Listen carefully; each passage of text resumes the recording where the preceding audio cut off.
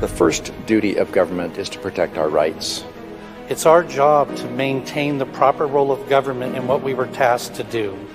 In the Idaho Constitution, Article 1, Section 1, we have a right to life, we have a right to defend life. This legislation is centered on meeting the needs of Idaho families. And we have no way to maintain control over the spending of this program, and it will be a disaster for this state long term. But we have a whole gamut of kids whose parents would like to do something for them and they cannot. The courts have long held that our ability to transfer title on real property benefits society as a whole.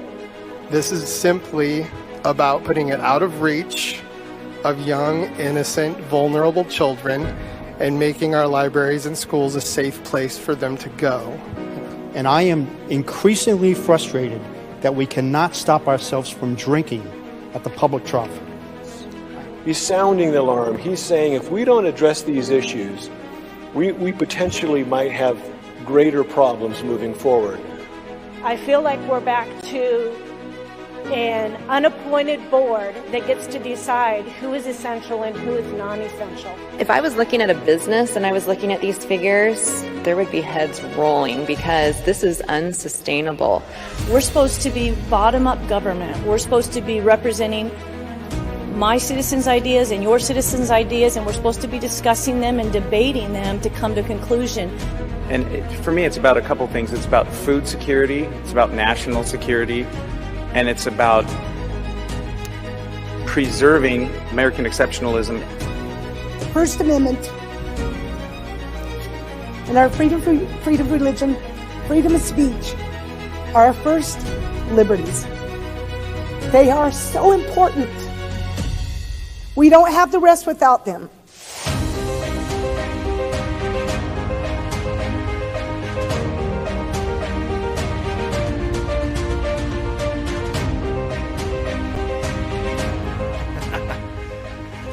Welcome, folks. March 5, 2024. My name is Matt Edwards. The Signal is live broadcasting on the air. We are going to cut through the noise today. There is so much that goes into this program.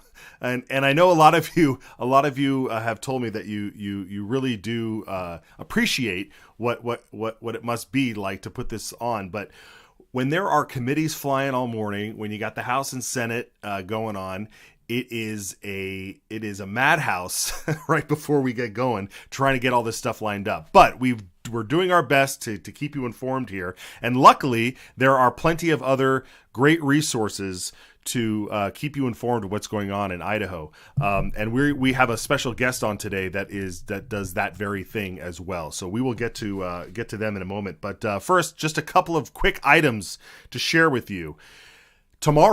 Tomorrow's Wednesday. Tomorrow we are going to be doing not that we have anything else going on. We're going to try and go do this outside of our normal area. We're headed to Life Public House in Coeur d'Alene, in downtown Coeur d'Alene. We have a special guest. Kate Hartley will join me for a live broadcast. I mean, we're always live, but we're going to be like in person, away from all of the. So if you thought it was it's a train wreck sometimes on my end here. Wait till we try and do this in a coffee shop, in a busy open coffee shop. So head out to Life tomorrow. We're going to start at the regular time, 10:30 a.m. But get there early so you can get a seat, you can grab a cup of coffee, and we're going to chat First Amendment stuff, free speech, religious rights, with attorney Kate Hartley from the Pacific Justice Institute. So we will hope to see you there. If anything, it'll certainly be entertaining. But more importantly, this show is not meant to entertain you. This show is meant to get you to move and motivate and get involved in Idaho. Get involved in Idaho politics, get involved in civics, get involved in your own life and making sure that the government does not come cracking down on you. So let's do this. We're going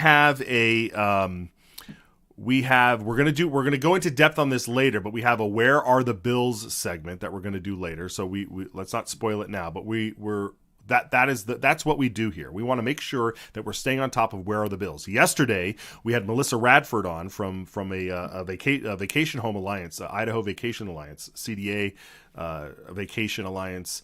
She's got all these groups motivated and mobilized to revive these dead bills that are sitting in committee, and she's doing that tomorrow, Thursday. So if you missed yesterday's show, I highly encourage you to go back and watch the archive, or at least watch her interview, because that's exactly what we want to do here. So we've got a segment on some bills that are sitting in the Senate State Affairs Committee. We'll get to that later. I also, if you are were caucusing over the weekend, and you picked up a copy of the Idaho Republic, there's a lot of great articles in here that deal with a lot of conservative values and ideas. There's a lot of great stuff. And there's also an ad. We also had an ad for the Idaho Signal. So if you're here because you saw this ad, then I thank you for joining us. But be sure to read up on there and stay in touch with them. All right, let's go to the let's listen on the House right now. They're debating House Bill 654. Is that 654? I don't have my glasses here. 654. And let's this is it amends the existing law to establish provisions regarding prisoners who secure employment with a private employer. Fascinating. This is Representative Marco Erickson. I almost called him a Democrat, out of Idaho Falls. But he's a registered Republican out of Idaho Falls. Let's listen in to Representative Erickson for a moment. Looks like on the motion. Hearing none. Good lady for 33. Mr. Speaker, for a question. Good gentleman, 33, yield to his seatmate. Gentleman yields. Gentleman yields. Oh, Mr. Speaker, I was just going to ask the good gentleman from that phenomenal district that I think he's in, called 33. No, actually, I think, good gentleman, you answered my question. It was just clarifying that throughout this legislation, as going back through it, there's nothing in there besides what you just mentioned that would require any business to do anything that they didn't want to do. This is all voluntary and just allows the process to happen should they be desirous to offer that benefit. Jump 33. Mr. Speaker, the lady from the District 33, that is correct. They would not require anything additional beyond what they would already offer to those inmates. Thank you, Mr. Speaker. It was a lady from the phenomenal District 33. Given that we're starting to tag our districts, we're going to be the phenomenal District 33. All right, good lady. Some of us disagree with that. Further debate on the motion. Hearing none. Hearing no negative debate. Case closed. Question is House Bill 654. Okay, we didn't get really much into the debate on here, but it's fun to see Coach E, Representative Barbara Ehart speak on the floor. We're hoping to get her on the program too. She's got some good bills coming through, so we'll pay attention there. If you're all interested in this vote here, you can watch it. It looks like there's quite a few ayes and a few nays. And so it'll shuffle around here until it settles. Okay, moving on. Let's get prepared for the next segment here. We want to check in on the Senate. What's happening in the Senate, guys? I'm telling you, there's so much going on. Okay, they're still doing. The debate is closed. The debate is closed. It is closed. The question before the Senate is, shall Senate Bill 1364 as amended pass the Senate? Okay, that is we're only going to be hearing the vote here, and unless you've got your roster in front of you, we're not going to know exactly which bill this is. So, moving right along. Okay, over on we talked about all of these outlets that are breaking through the noise. Okay. One of the things that Idaho Signal is determined to do is to make sure that you guys are focused and that we are cutting through the nonsense out there. I post a lot on X, and I don't know if you're on X, but you need to be on X. We're going to talk more about X in a moment. But I post a lot on X, and I reposted a thread yesterday calling out former Senator Patty Ann Lodge. And I went through and it's a long thread, and it basically kind of exposed some of the mistruths that she was quoted in the paper, and somebody tweeted at me that when am I going to do the same thing for IFF or some more conservative people or something like that, and I simply was just like, do you not have enough? Is the mainstream press not enough for you? All the mainstream press does is go after conservatives. That's all they do. And they either ignore them, or they attack them, or when they want to get a quote from them or get an interesting soundbite from them, it's always on some topic that bears no relevance to what's actually true and what's actually people are caring about across the state. And so we're done with that nonsense. We are done with that nonsense. We are here to focus on moving us more in the direction of liberty. Okay? The commercials that you watch that we show for Citizens Alliance, they spell it all out there. It's all that we're doing. We ride together towards life, liberty, okay? Honesty and integrity. And we're not going to play the games of the mainstream press anymore. I believe there was a conservative radio talk show host that is a registered Republican who went to his Republican caucus on Saturday with his smartphone and was just like, "Hey, I'm here at the Republican caucus," and then Brian Holmes, this PBS guy, total lefty, tweets out that, "Oh my goodness, I thought the media wasn't allowed inside the caucus." Now, remember, if you are a registered Republican showing up to your precinct to caucus, you can go inside. That's how it happens. So he went inside. I think it was it Nate Schulman? Was that who it was? He went inside, and then he picked up his camera and filmed inside, which was completely allowed. We did the same. Some of the footage you saw yesterday was the footage that was shot by registered Republicans showing up at their precinct and filming what was going on inside. But Brian Holmes is out there saying, "Oh, I thought media wasn't allowed. I wasn't allowed." Well, if you're a registered Democrat, then you're not allowed inside the caucus because it's a private Republican meeting. We had instances up here in the north where press showed up to go inside of a caucus to report live from what's, and they weren't allowed in. They said you had to wait outside. This is a secure location. Only Republicans are allowed inside. Only registered Republicans are allowed inside. So a note to the press: the rules apply to you as well. Okay, so that is why we have a very vested interest in making sure that people pay attention to what is happening with all the various outlets that are popping up. I showed you in print. You've got the Idaho Republic here. We've had Charity Joy on from the Kootenai Journal up north. We had Brian Parsons on, who posts his stuff out there. We've had Brian Allman on. There's so many people that we've had on, and then there's so many people that we haven't had a chance to get on here yet that are keeping people informed about what's going on. And so when we come back from a break, we are going to hopefully, if everything works out, we are going to invite somebody on who has another one of these outlets on a platform that is growing and growing and growing. And you already know it. You already love it. And if you're not on it already, she's going to convince you that you need to be on this platform, even if it's just to pay attention. You don't have to post things. You don't have to engage with everybody and try and have. You can if you want, but you at least have to be on there to gather and to figure out the news and to find out what's going on. So let's take a quick break, and we'll be right back.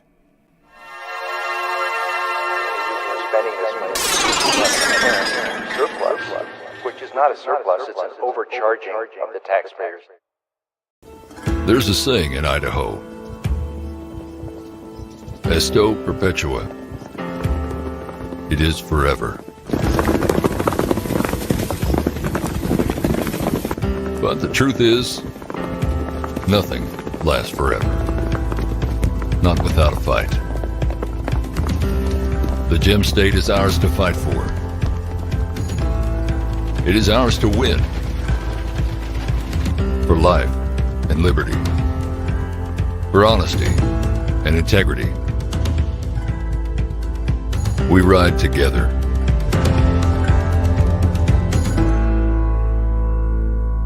All Idaho lawmakers swear an oath to support the Idaho and U.S. constitutions. But how's that working out for you? Because not all Idaho lawmakers share the same values. That's where the Citizens Alliance of Idaho Pledge comes in. 10 statements inspired by those 2 founding documents that are designed to preserve our shared values. Values such as education freedom, safeguarding free speech, defending our protected right to self-defense, and being responsible stewards of taxpayer dollars. When a lawmaker signs the pledge, they are performing an act of political courage, accepting the challenge to be a champion for our values, and serving with political integrity. To find out if your lawmaker signed the pledge, visit idahopledge.com. Paid for by Citizens Alliance of Idaho. We ride together. Okay, as we wait for our guests to arrive, let's go over to the House. They Representative Dory Healy just stood up to debate open debate on House Bill 684. So let's listen to that for just a moment. This is to allow telehealth behavioral health services on public school premises. So let's listen to that for a moment. Parents are utilizing would be used, their private insurance, self-pay, etc. Just like if I were to go pick my son up and take him to a counseling appointment, the school, again, would not be paying for that. The school has no access to the records unless they have worked with the parents and done all of the safety measures that we already have in state statute. And with that, I'd ask for your green light. Thank you, lady. You've heard the motions. Further debate on the motion. You're done. Good lady from 2. Would the lady yield us a question? Lady from 15 yield to a question from the good lady from 2. Yes, I'll yield. Lady yields. Thank you, Mr. Speaker and good lady. Could you give me some idea what behavioral health issues that we might see, just so I have some examples? Lady from 15. Yes, Mr. Speaker and good lady from 2. This is really geared around kids that are already seeking counseling for maybe depression, anxiety, and those type of things. So kids that are already perhaps going to a counselor outside of the school, this just allows them to access that telehealth appointment at the school for those same things such as depression and anxiety. Lady from 2. Follow up? Lady from 15 yield to district question. Yes. Lady yields. Thank you, Mr. Speaker. Good lady. Could this telehealth be used for students that are maybe acting out behaviorally, but could it be used for children that are maybe seeking transition of gender? Lady from 15. Yes, thank you, good lady from 2. That's a very valid question, and that is not something that would be up to the parents to seek that out. Again, the school has no responsibility in this. The school's not setting these appointments up. They're not telling the parents to seek these counseling appointments. It's really if the parents so choose. So again, going back to the list of individuals and agencies, those counselors would not be specific to that. That's not who we would be referring them to. They'd get a large list, and the parents would then choose that counselor based on what they feel their children's needs are. The school would have no input in what counselor that student is seeking health care from. Lady 2. Thank you, Mr. Speaker. Maybe to debate briefly on this bill. bill. Thank you, Mr. Speaker. Oops. Okay, let's bring it back here. We'll pay attention to the vote on this bill here, but I want to bring in our guest. Did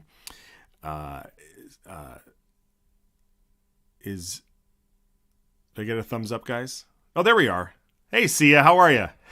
Hi, Matt. I'm good. Thank you. Oh, good. Thank you for joining us today. I just went through, before we went to a break, I just went through a little bit of a mini rant on the state of the press in in Idaho and the emergence of so many great outlets, specifically what you're doing over on X, on where people can be informed, get the news, and not necessarily sit in the narrative that's spun for us through folks in the mainstream. So I just want to kind of turn the floor over to you, because you're such a great host on X in the X spaces that you all do. And looks like we just lost your shot. Can we still hear Sia? Yeah. Oh yeah, there we go. Here. Okay. I'm here. Sorry. I tried to get my laptop to work.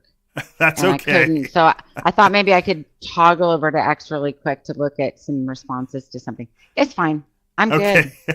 All right, great. Well, yeah. So, like I'm saying, I want to welcome you and turn it over to you and kind of explain sort of the background and the impetus behind setting up Assemble X and what it is. I'd be happy to. Last year in 2023, I would say it was right around and give me a 2-minute warning if you don't mind, Matt. It was around the time where the Speaker of the House was being chosen, and Idaho in specifically were very upset with the decisions that Mike Simpson was making. And in order to and so a group of people got together, and I know this was done all over the country. A group of people got together and actually did calls and all kinds of things, got people on the phone from legislature. And then we kind of went our way. And we also did something with this other group where we were driving the Restrict Act to stop. So the Restrict Act used to be called the TikTok ban last April. It was never a TikTok ban. It was Patriot Act 2.0, and they're still trying to get it passed. So those two things, the action taken behind those things felt like, okay, we can do more. We can do more. And so a guy by the name of Jeff started Assemble X. Being in Idaho, was the first state to start it. And the goal is to look at what, the First Amendment says is the right to peacefully assemble, and to assemble at a local level, or at least the most local level that we can. In Idaho, for example, I'm in Ada County, but we're going to be spreading out into all the other counties and districts to get ambassadors on board to reach out to their local people. And the goal is to organize, to share information. We'll be focused a lot in Idaho on precinct committee voting that's coming up, and candidate series especially. Excuse me. But there's also topics like ranked choice voting that need a lot of attention. I think that are one of the most important things to Idaho that may ever be at this point, because I come from a state that had jungle primaries, which is pretty much the same, and it destroyed the country. The state, it really did. Yeah. The host of Assemble X Idaho is Karen. She's behind the drummer. You'll see in that picture. The drummers are all the states' logos. If you see a bunch of drummers, they're from a state that's Assemble X. We've got about 22 states. The bigger states are things like Georgia, North Carolina, California is growing a lot. Jersey is launching tonight. Highly recommend New Jersey, and I'll tell you why in a second. I'll be able to get the list in just a second. But if I go and look, then you lose my video. So 22 states. It takes a lot, because there's a lot of vetting that's done by a woman by the name of Phenomenology. She's very popular on X, excellent Spaces host. She does all the vetting. We need to make sure that the people that are hosting are who they say they are, and that can actually host a space. It's a fine line, right? We want to get people on board, but we wanted to make sure that it's the right people. And typically the format would be something like a topic or a candidate, and the speaker, the host and co-host would ask them some questions. We invite people up on stage, and they're able to ask questions. We've done a lot with the Freedom Caucus here in Idaho. There are freedom caucuses. Probably 15. Real quick, can you explain, because there's a lot of folks out there that don't really know what a space is. Can you explain what this is? Because, talking about people going up on stage and stuff, I mean, I know the terminology, but what is an X space? I forget. I forget sometimes. I know, right? Right. So new Twitter is called X, and X is probably the most uncensored free speech conversations you can have with large groups of people being able to have that conversation. A space is like a town hall, visual town hall, digital town hall, where you have speakers on the panel. We call it on a stage. You access the space. You listen in like you would a radio show. If you have a question, you request a mic, then you raise your hand. And you're often called on, and you can ask questions of the candidates or the experts that we may have at that time. It is literally the future of media. I only listen to X. I don't listen to the radio anymore. I don't watch television. All of my knowledge, I definitely don't get it from Facebook. People who are not on X at this point really need, in my opinion, if you are liberty-minded, if you want to save the country, if you care as much as so many people do and don't know what to do, you go on X, you follow Assemble X States, which gives you a list of all the different states that are running. And if you don't see your state, shoot a message and say, hey, I'm a good host. I want to host a space. I know political contacts. We can have a great agenda and that sort of thing. We started November 15th in Idaho. And as I said, we're up to about 22, 24 states.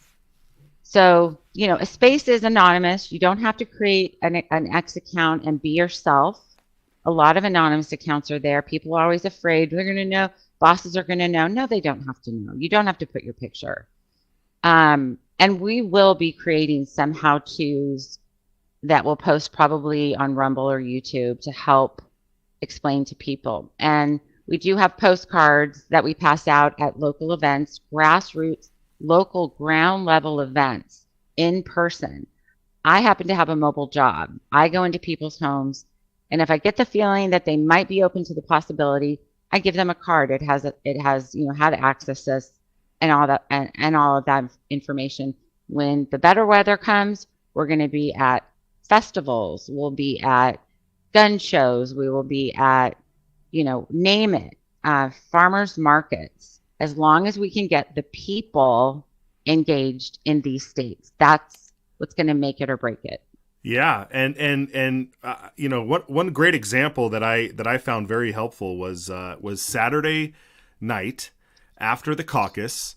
You threw up an X space, and dozens of people joined to share their personal experiences about how their caucus went across the state and at their precinct. And we heard many different stories.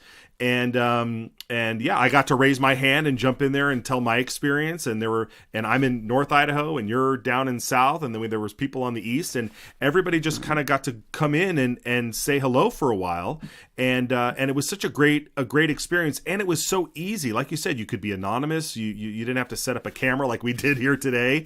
And it could happen at any time, and it's happening right from your mobile phone. And so that's what I really found. I just find this so great. And can you kind of go through some of the guests that you've had on, some of the high profile folks that you've had on? And then if it's possible, can you go back and listen to some of the old broadcasts that happened? But who were some of the guests that came on? Okay, so I sent a message out to all of our drummers, which is the state's accounts, to get a good idea of what their best accounts were. I know some off the top of my head. So I will, and by the way, that broadcast is on my page. I forgot to put my drummer uniform on. I forgot to go in as Assemble X Idaho, which is the biggest mistake I ever made. But anyway, it was a good space. I'm glad you enjoyed it. I really did. We had Rick Grinnell on a space a couple months ago. It was on Assemble X Idaho, and he was fantastic. That space is pinned on many places, but you can go look at all the past spaces. If you are on X, Assemble X Idaho to the highlights page, you'll see all the previous ones. We've had NASCAR drivers. We've had I can't think of the guy's name right now. He's the gun guy, Garen Thumb. Oh, yes. Yes. Right. I believe that the AK guy running in Texas has been on another Assemble X space. We get, people.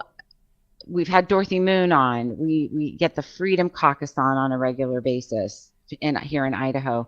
So important to get involved with your Freedom Caucus. And something I just want to mention, because I think it's just, my eyes are just starting to open it, Matt, and I know I'm out of time. So, but let me just say this. Maricopa County recently, and by the way, we need Arizona hosts. So if you're a host, you want to be a host, you can send a message to either Assemble X Idaho, at Assemble X Idaho, or Matt, and he can send it to me. That's right. Okay, so they recently absolutely threw the Board of Supervisors out of the room by reading them a document that said you have violated the interests of the state of Idaho or the county of Maricopa. By the end of it, they all got up and walked away. Now, I don't know what's going to happen exactly with that, but on a space that New Jersey is kicking up tonight, one of the things that their morning space talks about is individual rights, literally to the point of when somebody goes and puts their hand on a Bible and takes an oath, they're really not taking an oath by law to the people. They're taking an oath to the state. There are laws, there are things that are being put together that individuals can actually use against our corrupt government that they can't do anything about. So stay tuned to Assemble X Idaho, and we'll be posting all of that information. Great. Oh, we're losing. Sia, I think we just lost you. We're scrolling through the site now. We want people to go to X, go to Assemble X, and we've lost your feed, I think. But that happens. Here's the site here. Do we lose myself too, or am I still on? I just see a full wide screen. Okay, it's me. Okay, well, it looks like we lost Sia, but I thank Sia for coming on.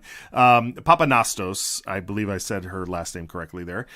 Please go to Assemble X Idaho. Follow the account there, and like she said, there's it's sweeping the country. Almost half the states have an Assemble X account. So head over there and follow that. It's a great place to stay informed.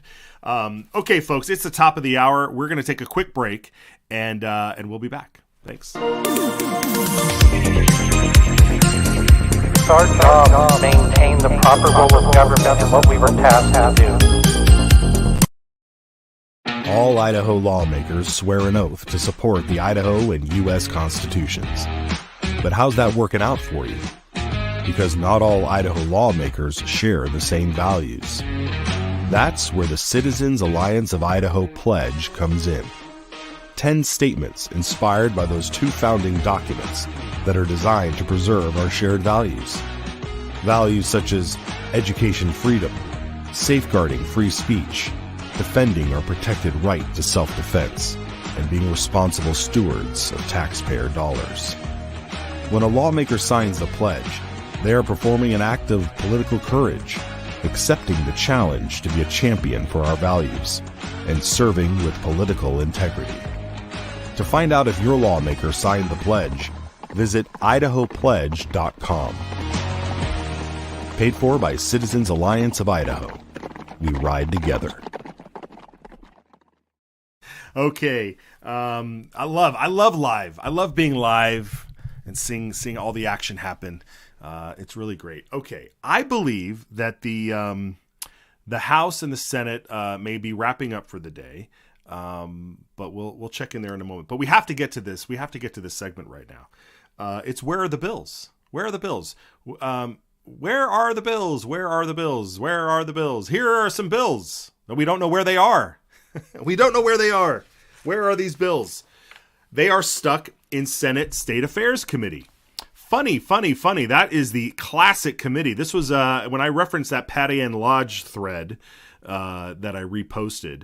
Senator Patty Ann Lodge, former Senator Patty Ann Lodge, was the head of Senate State Affairs Committee, where bills went to die. That's where Chuck Winder, if he didn't like a bill, or he would send it to the Senate State Affairs Committee to die, and Senator Lodge would sit on it like a hen in a nest, sitting on her bills, sitting on her eggs that she never laid, because the House would pass these bills.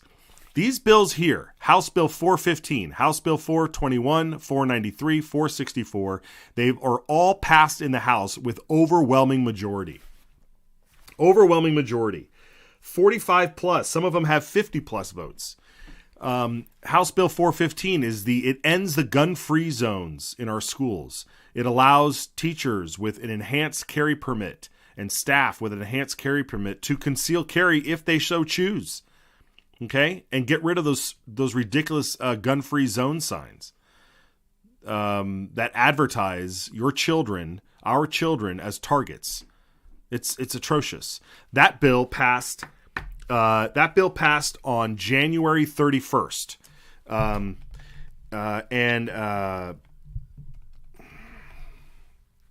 yeah, 50 plus votes. 50 plus votes. On here, House Bill 415. January 31st it was passed, and it's been sitting in the Senate committee.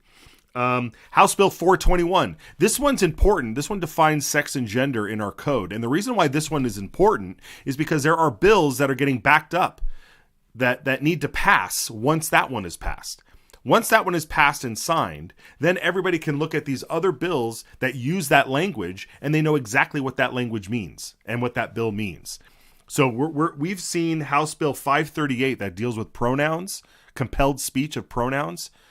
This bill 421, that needs to pass. That needs to get through, so that way these other bills, like that pronoun bill, can get in. So that's a big reason here. And so that bill's sitting in the State Affairs Committee. That bill was passed February 7, almost a month ago. Passed by overwhelmingly in the House. 464 is the Border Compact Bill. Am I correct there? Yeah, 464, the Border Compact Bill. Now, this bill was just passed February 27, so it's only been sitting in the State Affairs Committee for a little while. But the track record of this committee is not so great. So we need to get that bill understood and get it a hearing. This is it's a Border Compact Bill 464, and this will call for the states to be able to make a compact with other states because of the invasion that's happening in our country. And if the federal government and Joe Biden are going to abdicate their duty and not do anything, then the states will get together and do something. So that bill needs to get a hearing. And it's all about just getting a hearing. It needs to get a hearing in the Senate. And then House Bill 493, which we skipped in this list here, that bill was passed February 16. February 16 to prohibit mask mandates in Idaho. That bill is sitting in the Senate State Affairs Committee. So Senator Jim Guthrie is the chairman of this committee. You can call his committee and you can email the committee using that phone number and that email address right there. Tell them to stop holding the bills. Get them a hearing. We know that it works because on Thursday, a bill that's been sitting in the House Business Affairs, that House Bill 506, which dealt with short-term rental, local governments restricting short-term rental and property rights, private individual property rights. We had Melissa Radford on yesterday talking about how she mobilized people and got that bill to have a hearing. And that's all we want. We want a hearing. These bills passed in the House overwhelmingly. If I was in the House, I'd be offended right now that we vote and send a bill to the Senate and it doesn't get a hearing. It doesn't even get a chance. It just sits in a drawer. How offensive is that? It's no wonder. It's no wonder there's underlying animosities over there. I have no idea. I mean, everybody's cordial. Everybody wants to be nice. But man, I mean, this is why I could never be elected. Because I'd be sitting in the House going, what are these guys doing over there?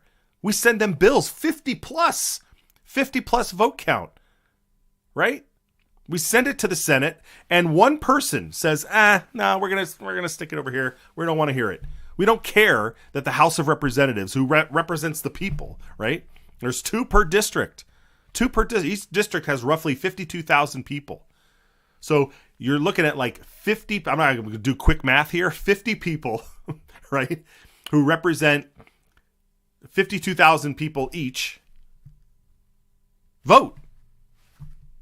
And they send it over to the Senate, and it just dies. So, oh boy, we have to make sure that the Senate State Affairs Committee understands that they will no longer be a Senate committee that just doesn't listen to bills, that doesn't hear bills. The House State Affairs hears bills. They hear them all day long. I mean, they are firing away. Representative Brent Crane is the chairman over there, and he runs it like, I mean, it's not, I don't even want to say it's like a tight ship. It runs like a nuclear submarine. I mean, this thing is always moving. It's just moving all the time. Very great job over there in the House State Affairs Committee. But the Senate State Affairs Committee, they get bills from the House, they sit on it. It looks like Patty Ann Lodge passed her chicken nest over to Senator Guthrie, who likes to just sit down and sit on these eggs for a while. Call that number, send them an email. Where are the bills? We just want a hearing. Get them a hearing. Get them another hearing. It gives all of the opponents of these bills, it gives them another chance to come back around and try to make their argument. To show up, they can sign up and give public testimony about why they hate these bills. Let's hear the argument again. Let's have the senators debate this. Let's have the committee hear the bills. Okay. It's very disappointing. So speaking of the House State Affairs Committee, this morning in House State Affairs, Representative Heather Scott presented House Bill 416. This bill was brought last year, and she mentions this in her presentation on the bill. So let's listen to this bill being presented by Heather Scott. Thank you, Mr. Chairman and committee members. Today before you is House Bill 416, using tax dollars for memberships, fees, and dues. If this bill looks familiar, it passed out of this committee last year, and it was a little stronger bill last year. So what this bill would do is it would prohibit public officials, employees, and subdivisions of government from using tax dollars to pay for fees or dues to organizations unless that was required by law, or for maintaining professional licensure, or for filling state employment obligations. This language is intended for state government, so for the judicial, executive, and legislative branches. It would reduce the general fund expenditures by probably at least $3 million, and it has no impact on local government entities. In 2022, we spent over $7 million, over $7 million on membership dues and fees to groups. And while I'm not saying that any of these groups are not worthy, what I'm trying to do with this legislation is just saying that the government shouldn't be using taxpayer dollars to join them, for state employees to join them. Many of these groups offer individual perks and benefits, including trips across the country and days off work. They can serve the self-interest of employees by boosting resumes for future employment or go to exotics trips. I believe it's essential for public funds that we use them responsibly and in an effective manner. What this bill does is it keeps the government independent of influence from outside groups, and it will actually save the government money. The clear exemptions in this that are okay, let's cut in here. I want to go live to the House floor. So let's reset there, guys. Let's go live to the House floor. Representative Crane is presenting House Concurrent Resolution 26. This is really important. This was this dealt with the Universities of Idaho's proposed affiliation with buying the University of Phoenix, and this caused quite a contention in the legislature. So let's listen in on this concurrent resolution.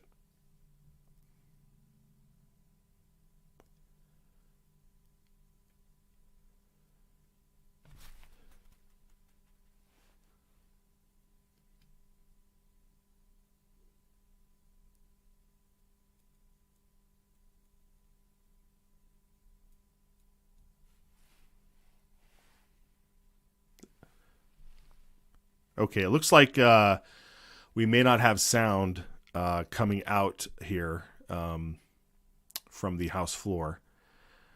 But once again, this is interesting. The University of Idaho went off and tried to purchase the University of Phoenix, which is an online university, and spend millions and millions of dollars on it. And the legislature was like, what are you guys doing? What are you guys doing? This is crazy. So they had a hearing on this in the committee. There were some folks came in to defend their actions, and it looked as though the folks were pretty upset that it was going on. So this is being brought forth by Brent Crane, and so hopefully if we can get the sound later, we'll update you on how this went. Nothing like a good live show here. But apparently we have the Senate just adjourned, and so our man Senator Carl Bjerke is joining us from his office. Senator Bjerke, welcome to the show. You are vice chair of JFAC, the Joint Finance Appropriation Committee on the Senate side, which deals with the budgets. And early this year, boy, it was exciting to watch JFAC go through so much, so many changes and trying to adjust the budgets. And we wanted to check in with you because it looks like these budgets are going through. These maintenance budgets are going through. They're getting signed by the governor, and you guys are now dealing with more appropriations. So I thought I wanted to bring you in here and get a little bit of an update from you on how things are going. Welcome. Well, can you hear me okay? Yes, go right ahead, sir. Perfect. That's a mouthful. I just ran down from the Senate chamber, so I'm kind of, I wanted to make sure I caught you before 12:30. So I'm switching gears here a little bit. Yes. Thank you. Some excitement with the budgets. I'd like to say that the excitement's over. We kind of got behind about, I would say, 3 weeks. So it was a little bit tough catching up. We had that disruption, some kind of debate over how we should proceed with some of the rules. And of course, there was a different direction that some folks wanted to go, not completely supporting the maintenance budget. So that put us behind schedule a little bit. So if you can imagine, the day on JFAC starts early, and literally you're in meetings pretty much all day long. We're getting these budgets out, groups that we are, doing now instead of what we've done in the past. And you can imagine the collaboration that has to take place as we're quickly going through these budgets to determine in a group setting how and where we're going to make cuts. Some of these budgets, after the maintenance portion has been taken care of, I have to say, some are balanced on a razor's edge. Others, there's a lot more movement for us to be able to kind of chip away at these budgets. But we're full steam ahead. We're going to be setting budgets again Friday, and then the following Friday, I think we're going to be done on the 15th setting them. So you're going to see them come out fast and furious on the floors. I just walked into the Senate as we started our session to find 4 more budgets on my desk. And I think people that understand what it's possibly like to be in a vice chair's position. Some of that work kind of falls to me, and so as I'm working with these work groups, I'm also the go-to when it comes to trying to move these budgets across the Senate floor. That's a little bit of an update, but we've got a lot of work yet to do, but we're working feverishly to get it accomplished so we can get done in time. Yeah, great work there. Yeah, absolutely. I think there's a clip that we shared a couple of weeks ago where the head of one of the Percy departments was in, and you were questioning the request for a $6,000 printer, and that was a great highlight to kind of show the level of detail that JFAC needs to get into in order to protect the taxpayer money. So not that I want to get too far deep into the woods, unless you have information on what this printer is, but kind of explain to everybody the level of detail that you do go through when you're looking at these budgets and can find something like a $6,000 request for a printer. Well, it is amazing. There's about 110 state agencies. And if you think about the agencies working on their budget, because it's an annual budget every year, and at some point it's presented to the governor's office at the beginning of September. So you've got the agencies, you've got the governor, you've got the DFN, Department of Financial Management, LSO, and the analyst. And at some point, the legislature gets its crack at it, and it's that 3 months during our session from January to the end of March. But literally 95% of that work for those budgets has already transpired. And people always ask, well, this is the governor's recommendation.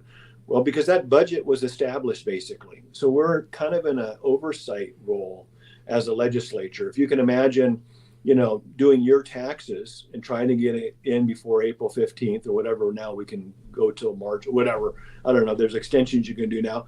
But then saying you have to do all your neighbors' taxes as well. And that's kind of how it feels. We're given a very short period of time where we've got to delve into the very minute aspects of these budgets, looking at everything that, was appropriated the previous year. Of course, taking into account the maintenance options that we had put in, the CEC.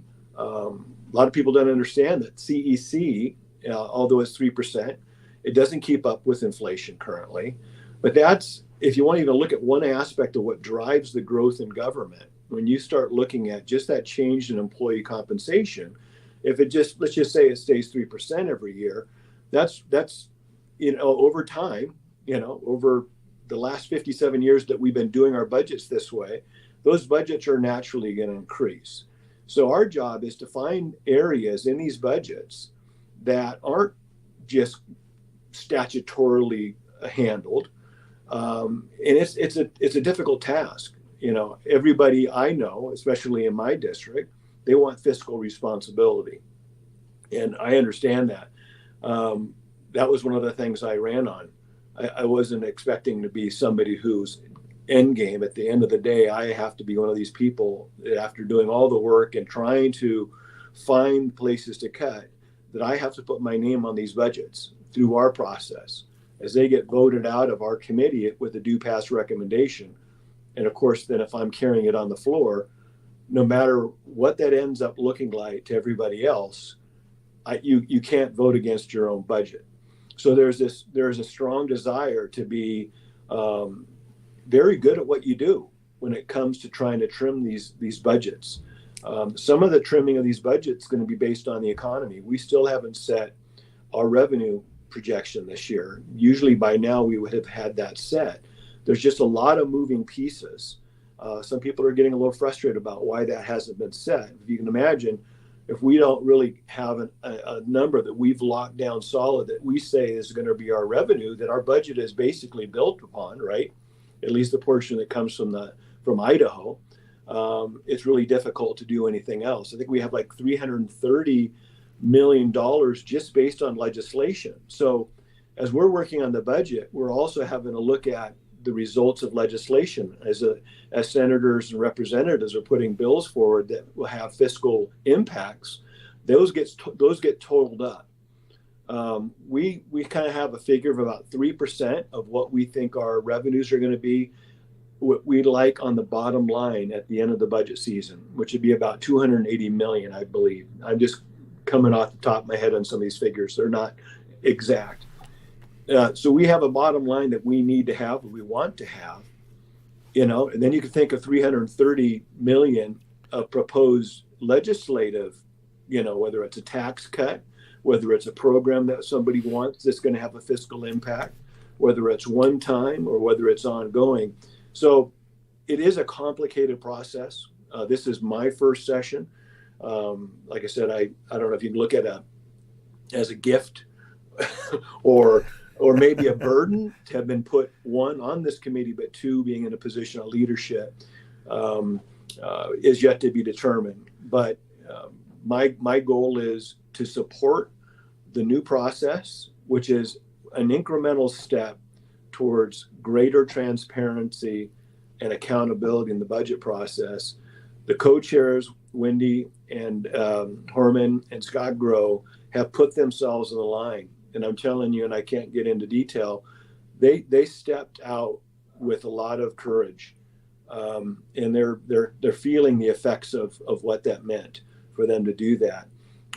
We need to support them. We need to support any incremental change moving forward that'll help us as legislators to take the ownership, our due ownership of that budget. And I just explained where we come into the process presently. 95% of the budget's established before we get our crack at it. My guess is that if we really want to have true impact, that we're going to be needing to be somewhere involved in that prior process. I could see changes where germane committees have budget hearings and they handle specifically budget items that fall in their purview. And maybe, there might be some efforts, in my opinion, there may be some efforts to maybe dismantle the joint committee, that where you would have a House Appropriations Committee and then the Senate Finance Committee, almost similar to kind of maybe how it's done on the national level. So I don't think we're at the end of the transition period of trying to actually make some changes to more efficiently and with transparency handle Idaho's budgets. So yeah. I know that's a mouthful, but no, it is, and again, and you hit the nail on the head. I mean, with the co-chairs stepping out the way they did, and you guys backing them up the way you guys did, and then folks stepping up in the House to really push it through and send a signal to you folks on the Senate, and then you guys coming through. I mean, it was pretty dramatic to watch for those of us who were watching it daily. So, Senator, I'd love to get into a lot more, especially you being on the Senate side of things, about a lot more stuff here. And I know you have your own bills that you run that don't have anything to do with budgets, and so I'd love to have you back, but being on JFAC, I know you often become a hungry man, so I want to let you get to lunch and we'll have you back soon. But where can folks follow you or keep in touch with you? I would say that texting me on my phone number would probably be the best. My legislative one, which was the 208-704-0925. You can always go to carlbjerkeforsenate.com. That's my website. Just know that when you're on JFAC, you don't have what we call discretionary time. I do want to do one shout out. It's difficult to run policy while you're doing this, but I've been fortunate to work with some really great representatives. One of them is Julianne Young, and I was able to get the Counselor Conscience bill across the Senate floor last week, and we're really proud of that. So I do get an opportunity to do things other than JFAC. I squeeze that in. It is very important, but yeah, it's a little bit of a heavy lift, but we're doing our best. You are. Well, thank you again, Senator. I appreciate that, and glad you are working with Representative Young. She's a powerhouse too. So, all right, thank you again. We'll have you back soon. Thank you. Appreciate it, Matt. Always good to talk to you. Likewise. Take care. Take care. All right. Well, I'm glad I'm glad Senator Bjerke made it over here. We've been trying to get him on for a while, so that's great. Great update from him. Folks, we're at the bottom of the hour. We made it through. And I want to thank Sia for joining us. Make sure you follow AssembleX Idaho and stay informed. Follow folks on these platforms. It's really important. IdahoSignal.com is where you can support us if you'd like to. Head on over there, drop us a line, share the website, share the information. We are on. We have a link tree. You can go to a link tree. If everybody knows what a link tree is, it's one link that shows all everything that we wherever we're. It shows you where we're at. Rumble, YouTube, Facebook, X, Instagram. All over the place. So join us again then. We are live Wednesday. That's tomorrow. The big day. The big day. How are we going to prepare for this? I have no idea. Come watch us attempt it and then watch the show. No, it's going to be a great show. Kate Hartley will be our guest, and we'll be there at Life in downtown Coeur d'Alene. Thank you so much for joining us today. We will see you tomorrow. Hopefully we'll get on the air. Stay tuned. Until then, we'll see you. So long. This bill, I think, it puts a stake in the ground that says we have a sovereign right to protect what's ours.